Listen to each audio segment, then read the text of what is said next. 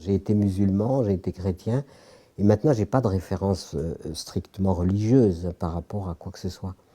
Mais cela n'a pas empêché, par le rapport à la nature, le rapport à la vie, le rapport au mystère de la vie.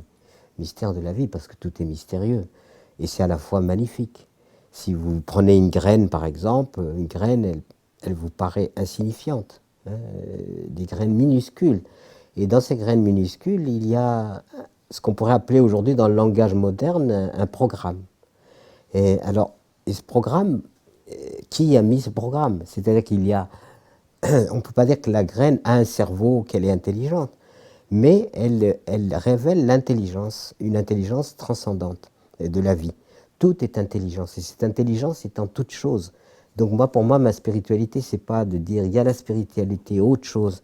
Je pense que l'origine, c'est l'esprit. Et l'esprit s'incarne et se révèle de mille manières.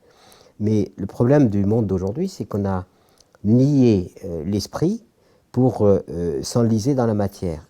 Et la matière, finalement, ne permet pas, si on n'a pas, ne permet pas de révéler l'esprit. Or, en agriculture, on a affaire au vivant. On a affaire à des animaux, à des plantes, à un environnement naturel. On est dans le contexte véritablement du vivant. Et à l'évidence, ce vivant révèle une intelligence. Révèle une intelligence qui est difficile à définir, mais en tout cas, on peut dire que dans la puce, comme dans l'éléphant, comme moi-même, comme il y a le même esprit, si vous voulez, créateur. Donc ce n'est pas une séparation spiritualité et autre chose, c'est d'abord l'esprit.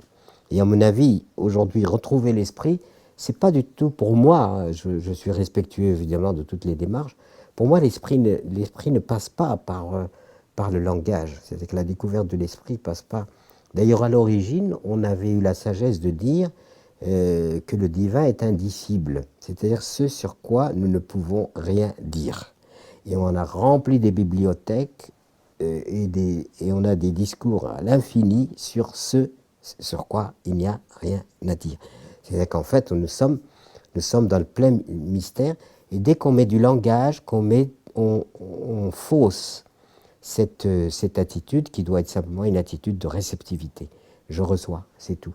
Et ma vie de paysan, ma vie dans le rapport à la vie, eh bien, me révèle vraiment qu'il y a dans tout cela quelque chose. Parce que on peut recomposer une graine de blé avec les chromosomes, enfin tout ce qui est nécessaire pour la mettre. Simplement, ce grain de blé ne germe pas. Alors la question est de savoir, moi je peux comprendre les mécanismes. Je peux dire il faut qu'il y ait des conditions de terre, de chaleur, d'eau, de ce que vous voudrez.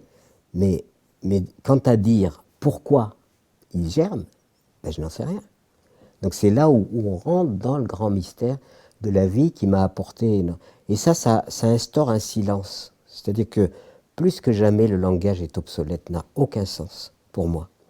Donc plus je suis dans le silence, plus je suis en rapport avec l'esprit qui m'investit. C'est pas moi qui vais le conquérir. Moi, je n'ai qu'à m'ouvrir, c'est tout. Et à observer et à admirer. Et à partir de ce moment-là, voilà, je suis dans cette démarche spirituelle.